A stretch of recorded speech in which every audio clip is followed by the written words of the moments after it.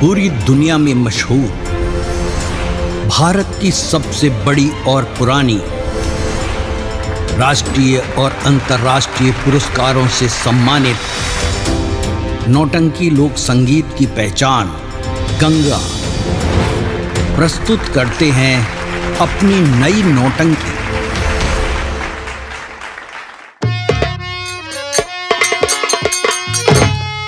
लेकिन भैया, मैं जानना चाहता हूँ कि मेरी बेटी नीलू को क्या हुआ था भैया? ये कैसे मर गई भैया? मुन्ना कमल, बेटी नीलू को मारने में सारा हाथ अपनी सौतेली माँ कलावती भक्तिन का है, लेकिन इसे मारने वाला वो कमीना दरोगा सितमलाल सक्सेना है, जिसे मैं मौत के घाट उतार दिया। लेकिन मुन्ना, तुमसे मैं ये जानना चाहता हूँ कि तेरे मासूम बच्चे की मौत कैसे हुई? क्या ये बीमार था? बोल मेरे भाई, तेरे मासूम बच्चे की मौत कैसे हुई? भैया, मेरा मासूम बच्चा बीमार नहीं था भैया, लेकिन जब बेटी नीलू को अपनी सौतेली माँ कलावती भक्तिन मार सकती है, तो आज मुझे विश्वास हो गया भैया कि मेरे मासूम बच्चे की हत्या करने वाले कोई गैर नहीं है भैया, बल्कि अपनी सौतेली माँ कलावती भक्तिन है भैया। क्या कहा मुन्ना कमल? तेरे मासूम बच्चे का खून करने वाली अपनी सौतेली माँ कलावती भक्तिन है? अरे ये मुन्ना, ले पहले इन बच्चों की लाश का अंतिम संस्कार कर, उसके बाद हम दोनों भाई चलेंगे कलावती भक्तिन के पास। है मुन्ना? भैया, अरे आप मुझसे बड़े हो भैया, ये कर्तव्य, ये फर्ज आपका है। आप दोनों बच्चों का अंतिम दाह संस्कार करिए भैया। ठीक है मुन्ना कमल, यदि तू चाहता है इन बच्चों की लाश का अंतिम संस्कार मैं करूं, तो मैं ही करूंगा मुन्ना, मैं ही करूंगा। अरे ये मुन्ना, आज तू कितना खुशनसीब है रे, तू बहुत खुशनसीब है। भाई बहन एक साथ जी तो ना सके, लेकिन आज एक साथ एक कफन में एक चिता पर जलने जा रहे हो मुन्ना। तू बहुत खुशनसीब है रे, तू बहुत खुशनसीब है।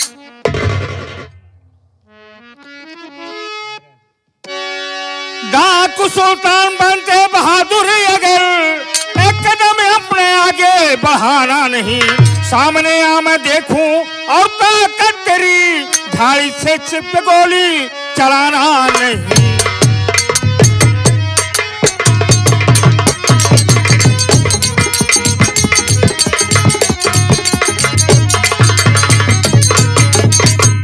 देख भाई कमल, आ रही है पुलिस, लाश बच्चों की शायद न जल पाएगी, घेर रखा है चारों तरफ से पुलिस, हथकड़ी हाथ में शायद लग जाए। लाश भैया जलाकर दफन कीजिए, लाश भैया जलाकर दफन कीजिए, ये पुलिस वाले कुछ भी न कर पाएंगे। लाश जलते समय गरियाई पुलिस मेरी गोली से मुड़ के अदम।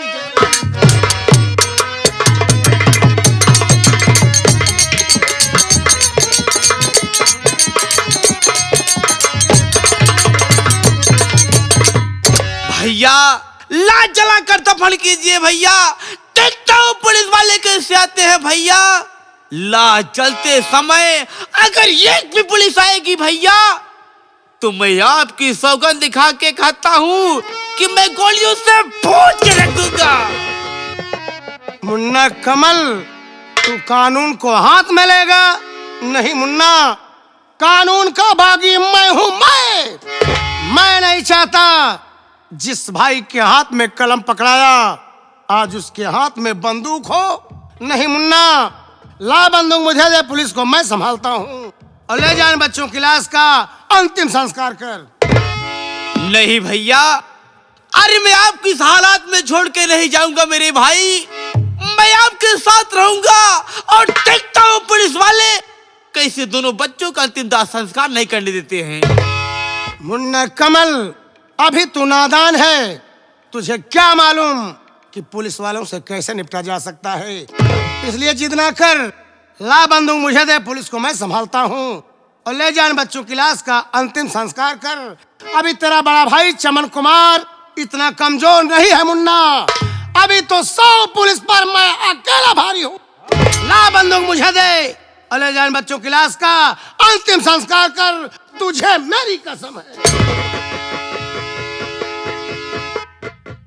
वाह भैया, अरे आज आपने मुझे कसम देकर बेबस कर दिए भैया।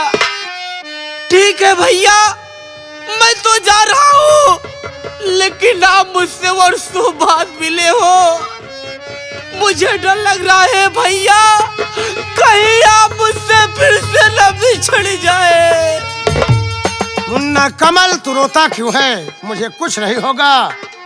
देर मत कर, उठा बच्चों की लाश और ले जा अंतिम संस्कार कर, नहीं तो पुलिस आ जाएगी तो जान मुश्किल में पड़ जाएगी। उठा बच्चों को।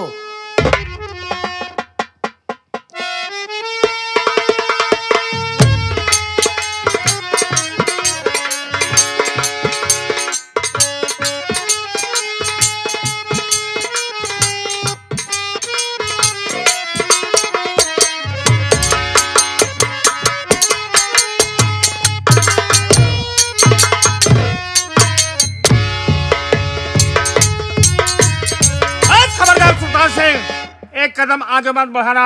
You are under arrest. मेरे सिपाहियों ने तुम्हें चारों तरफ से घेर रखा है सुल्तान सिंह। अब यहाँ से बचकर तू नहीं जा सकता है। वाह एसपी साहब, वाह, शायद आप भूल गए, ए सुल्तान सिंह कोई भेड़ और बकरी का बच्चा नहीं। दौड़ाया और पकड़ करके हलाल कर दिया। सुल्तान सिंह को गिरफ्तार करने के लिए लोहे के हाथ चाहिए, लोहे का। मेरी राय मानो, जैसे आए हो वैसे मुड़कर चले जाओ, नहीं तो चकनाचूर हो जाओगे। अरे सुल्तान सिंह, किससे बात कर रहा है और किसके सामने खड़ा है तू? अब यहाँ से तू बच के नहीं जा सकता है सुल्तान सिंह। बहुत दिनों से तेरी तलाश कर रहा हूँ। अच्छा, तो ख्वाब सजा कर आए हो मुझे गिरफ्तार करने के लिए? जी हाँ। तुम्हारे ख्वाब को साकार कर दूंगा, लेकिन आज नहीं। आज ये सुल्तान सिंह मजबूर है, सिर्फ 24 घंटे की मोहलत चाहता है। सिर्फ 24 घंटे। 24 घंटे के अंदर ये सुल्तान सिंह खुद अपने कदमों से चलकर आपके थाने में आत्मसमर्पण कर देगा। क्या कह रहा है सुल्तान सिंह? 24 घंटे के लिए समय ले रहा है। 24 घंटे के अंदर अपने आप को कानून के हवाले हो जाएगा। आज मैं तुम्हें एसपी नहीं, शेखर की हैसियत से 24 घंटे का समय दे रहा हूँ। ये 24 घंटे के अंदर अपने आप को कानून के हवाले नहीं हुआ तो दौड़ाकर इनकाउंटर कर दिया जाएगा। सुल्तान सिंह जो कहता है उसे करता है साहब। आप घड़ी देखते रहना। सिर्फ 24 घंटे। 24 घंटे से एक भी मिनट ज्यादा हुआ तो आपके बंदूक की गोली होगी, ये सुल्तान सिंह का सीना होगा। जा सकते हो। मैं जा रहा हूँ। जाओ।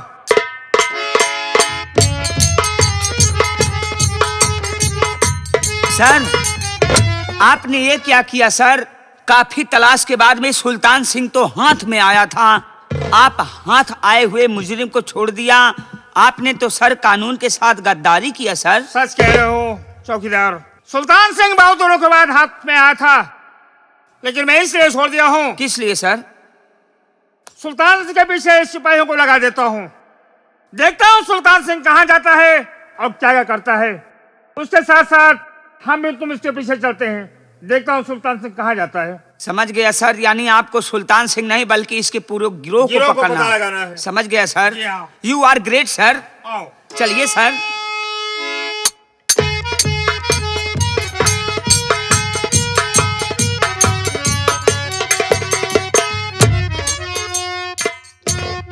माई पा लागी। खुश रहो बेटवा। का बरे सोवत रहे माई। होत रहा भगवती गाड़ू। हाँ माई, अब सुकून बारे एकदम सुकून बमाई चाही जौने कमर में टांग फैलाए के सोई। बेटवा हाँ माई, हमहू बहुत बढ़िया सपना देखत रहे रे। ए माई तू इतना सपना देखा तू, लेकिन कब हमसे बताऊ तू ना माई, तू सपनों में का देखा तू? अब तो बताई रे। बताई दे माई। ए बेटवा सोने, अरे रतिया सोई गयो अंगने माँ, अरे रतिया सोई गयो अंगने माँ, कि सपने में मिला सजने वाला। ये यानी भगत का मिला रहे। हाँ कि सपने में मिला सजने वाला, कि सपने में रतिया सोई गयो अगने माँ, सपने में मिलल सजने वाली।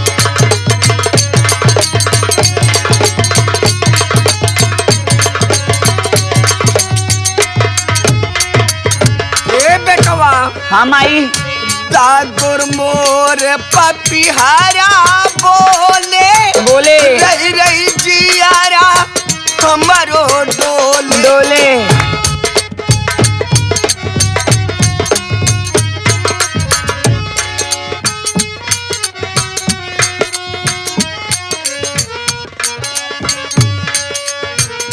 दागुर मोर पपिहारा बोले रही रही जियारा हमारो डोले, की रही रही जियारा याद आवे बलम के पुरवा, याद आवे बलम के पुरवा, सपने में मिला सजने वाला।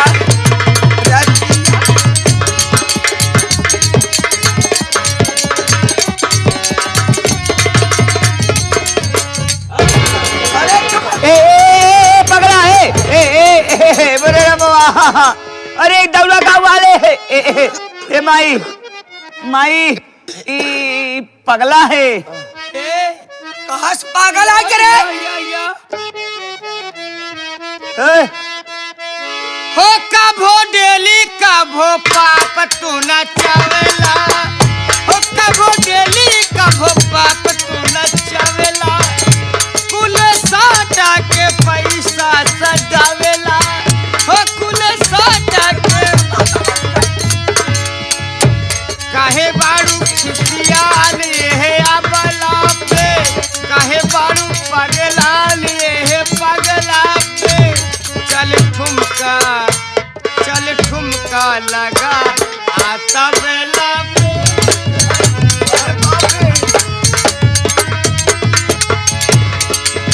हो कभो डेली कभो पाप तू न चलेला, हो कभो डेली कभो पाप तू न चलेला, कुल साटा के पैसा सधावेला, हो कुले काहे बारू खिसियाल एहे अबला पे, काहे बारू पगलाल एहे पगला पे, चल ठुमका लगा। ए पगला ए माई तोरी बाप जाने भगवती कहाँ से पागल आज रे सुबेरे सुबेरे। माई तू तो हमका पागल कहत रहो, लेकिन इते सरवा हम ज्यादा पागल बा। हर देखत के अरे कहाँ पागल। हे अरे बेटवा, हे जान जाता नी हम मार्केटिंग करे, हे जान जाता नी हम मार्केटिंग करे, जान सोचिहा कि दूसरा के सेटिंग करे। हे आवाला लगा दी, बड़ा बढ़िया गावत बरे, आवाला लगा दी ढोली में गजरवा,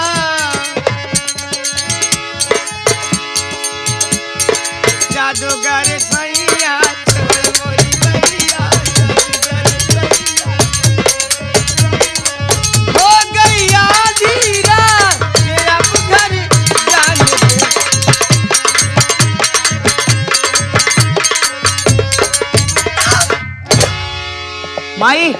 एक देखतिया माई के यहाँ एक चिन्ह पहचान ले। अरे कहा पागल आगे पुराना घर के बहा दे बरे। अरे माई पागल ना हाँ। बल्कि तुहार नाती नितिन कुमार। अरे बेटा बा, अरे तो नितिलवा हरिये पगला के गांव का तारक बा। हाँ माई। बस बेटवा बोल जी, बहुत अच्छा मौके मिला बा, बहुत अच्छा मौके मिला भगवती गढ़। एक कल चलती है बहला फुसला काली माई के मंदिरिया पे। हाँ ओहो एक भगवती गढ़ बलि चढ़ा दे। हाँ तोरा न रहे बास, पूरी हो जाए। न रहे बास न बाजी बांसुरी। बिल्कुल सही माई। बेटवा अगर जियत रही हमें जिंदगी में आफत आ सकत। अरे आफत उबई करे। हट तो हट। ए पगला ही रे। ए पगला ए भैया क्या कहूं हमको बुलाओ का। चल तो का चिज्जी दे। चिज्जी का बा चिज्जी? हमें घरा तोरे घरा। हमार दीदी का बा? अरे तोर दीदी हमारे घरा बा। हाँ। दीदी तोरे घरा बा। चली चल हमें साथे चली तो खाना खियाओ। चल हमें साथ आओ। क्यों भूल गए मुझको रिश्ता तो पुराना।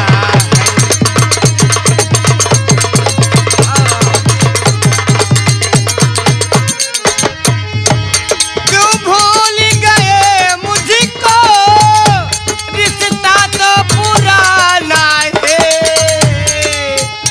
क्यों भूल गए मुझको रिश्ता तो पुराना है। क्यों भूल गए हमको, क्यों भूल गए हमको रिश्ता तो पुराना।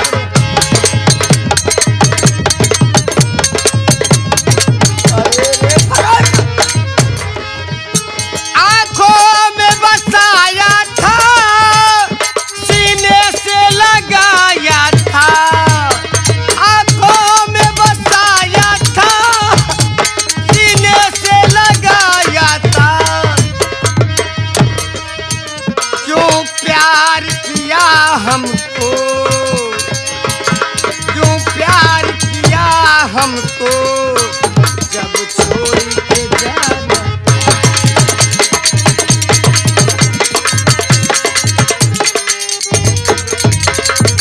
क्यों प्यार किया मुझको जब छोड़ के जाना था। क्यों प्यार किया मुझको जब छोड़ के जाना था। क्यों प्यार किया हमको, क्यों प्यार किया हमको जब छोड़ के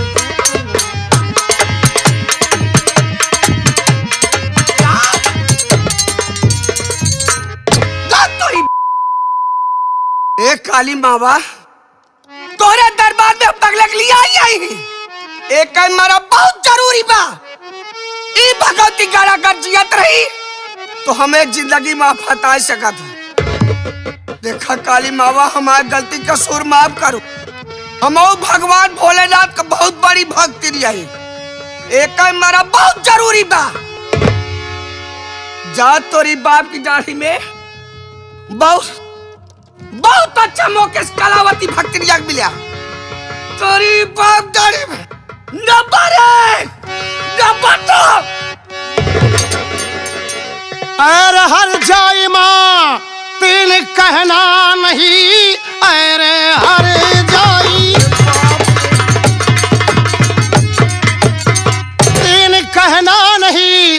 जीने के दिन तुम्हारे नहीं है बचा। मौत बनकर तेरी पूछता है चमन, मेरे घर में महाभारत कैसे मचा।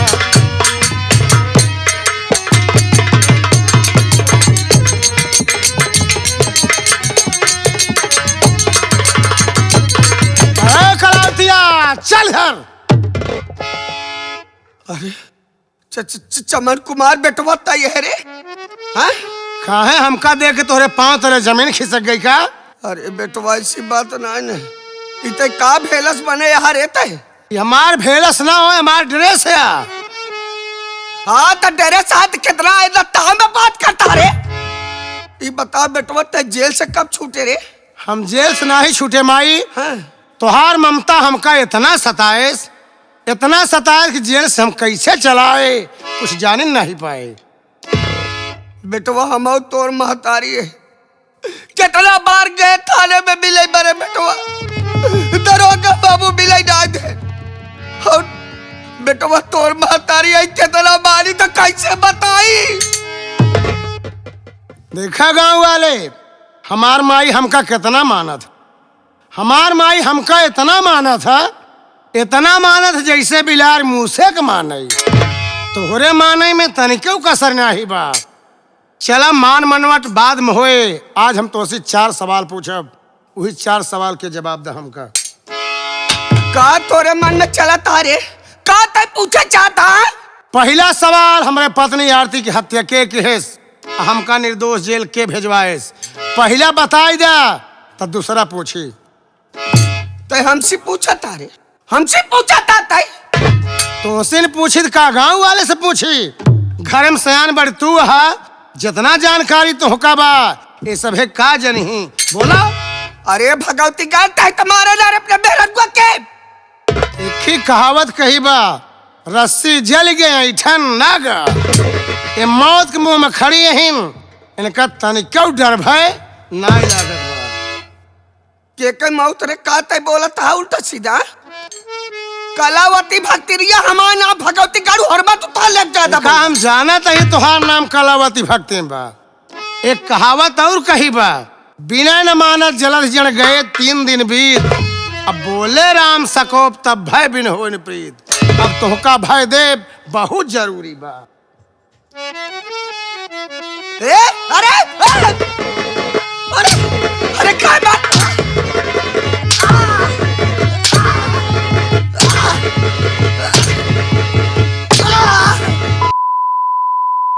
जिसके नाम से दुनिया कांप जाती है उसके सामने ऊंची आवाज लगाती है।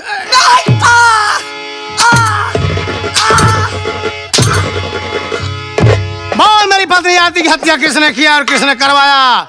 मुझे निर्दोष जेल किसने भेजवाया? बोल। नहीं तो मारते मारते मैं तेरी खाल। नहीं बता दिया रे बोल बतवाओ। हम सब बताते हैं मारे जी। आज हम झूठ ना बोला बेटो। चमन कुमार हम तो गुनहगारी है बेटो। मातारी ना बल्कि डाइट यही। हम जैसे मातारी के धरती पे जिए कद का डाल बेटो। हम तो गुनहगारी है, तोरे मेरा रुकते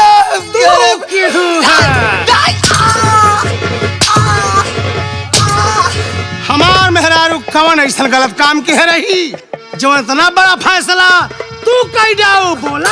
अरे बोल बेटो बोल। अपने अहंकार अपने गवन में अपन पूरा खेलता परिवार उजाड़ता है बेटो। हम तो गुनहगारी है, हम क्या बांटा हो बेटो? हम क्या ये धरती पे जिए करना? सब कुछ लुट गया तो आज माफी मांग रही, जीने का हक नहीं है। ये तो मेरा पहला सवाल था। अब दूसरा सवाल आ गया, मेरी बेटी नीरू की हत्या किसने किया और किसने करवाया? और हराम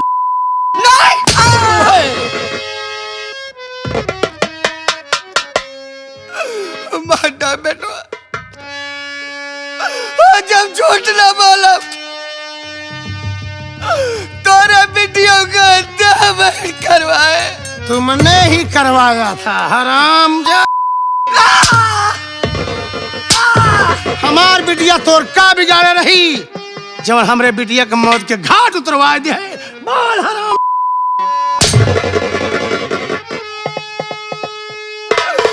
बेटवा हमारी गलती तो माफी के लायक नहीं, फिर भी हो सके तो हम क्या इन पापियों से मेरे पाँव मत छू, मेरे पाँव गंदे हो जाएंगे। भक्ति के आड़ में चंदन चोबा दई के तू खून खराबा करता हूँ।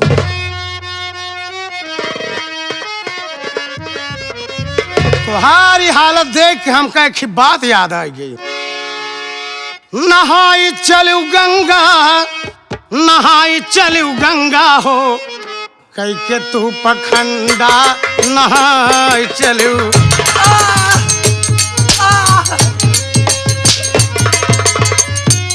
हाँ नहाई चलू गंगा, नहाई चलू गंगा हो, कई के तू पखंडा नहाई चलू।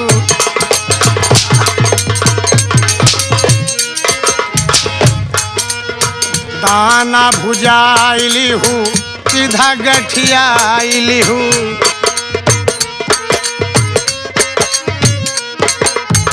दाना भुजाइली हूँ सीधा गठियाइली हूँ। दाना तंघा वाली आइली हूँ,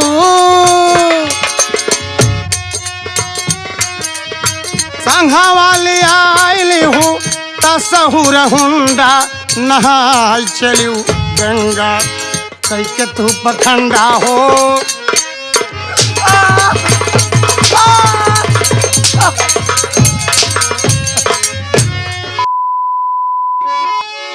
तेरा भेष देखकर इस चंदन छोवर लगाकर भक्ति के आड़ में खून खराबा करती है। अब मेरा तीसरा सवाल आ गया, कमल के मासूम बच्चे का खून किसने किया?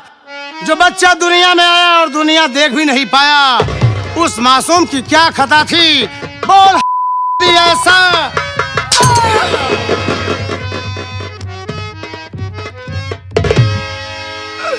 आज बिल्कुल झूठ ना बोला। बेटवा चाहिए अब क्या भांडा? कमल के लड़का क्या दाम करे रे? बेटवा हम तो ऐसे गुनहगारी है, हो सके तो हम क्या माफ कर दे। वो मासूम बच्चा तेरा क्या बिगाड़ा था? उसकी हत्या क्यों किया है?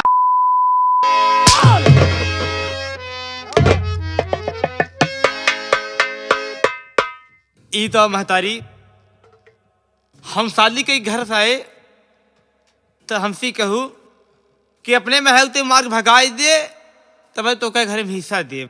तो हम तहा घर ही छोड़ दिया। जब हम तहा घर छोड़ दिए तो हमार मासूम बेटवा तोहर का बिगाड़े रहा, जो तुम मार डालू। अब ये दुनिया में ना हमार बेटवा बा और ना ही मेहरारू बा। जब बेटवा ना मेहरारू ना तू रही क्या करबू? हाँ बोल बेटा।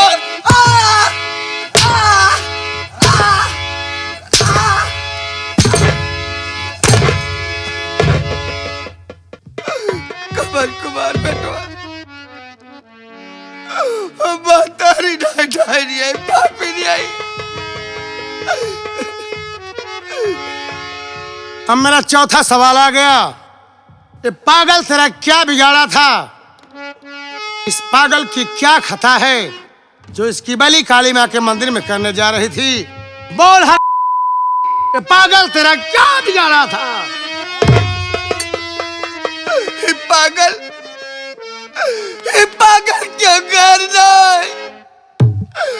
पागल बल्कि तो लड़का हे भगवान, अभी बेटी की चिता की आग ठंडी नहीं हुई और तू मेरे कुल का दीपक बुझाने चली थी। जी में तो आता है कि तुझे जलती हुई आग में जिंदा झोंक दूं, लेकिन याद रख राम, तेरे कारण मेरा बेटा नितिन कुमार पागल हो गया है। मैं माँ काली से पूजा आराधना करने चल रहा हूँ। अगर मेरा बेटा ठीक हो गया तो समझ ले तू बच गई, नहीं तो तुझे जिंदा ही जमीन में दफन कर दूंगा। हे जगत जननी, तू जग की पालनहार हो माँ, सबकी सुनती हो, मेरी भी सुन ले माँ। बचपन से लेकर आज तक मैं तेरी पूजा आराधना करता आया हूँ माँ। आज तक तेरा सेवक तुमसे कभी कुछ नहीं मांगा माँ, कुछ नहीं मांगा, लेकिन आज अपने बेटे नितिन कुमार के लिए तुमसे रहम की भीख मांग रहा हूँ माँ। मेरे बेटे नितिन कुमार का पागलपन ठीक कर दो।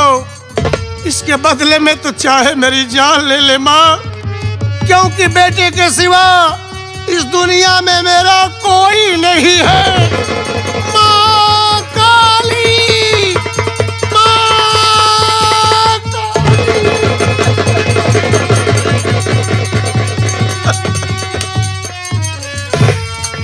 मेरी परीक्षा ना ले माँ, मैं परीक्षा देने के लायक नहीं हूँ।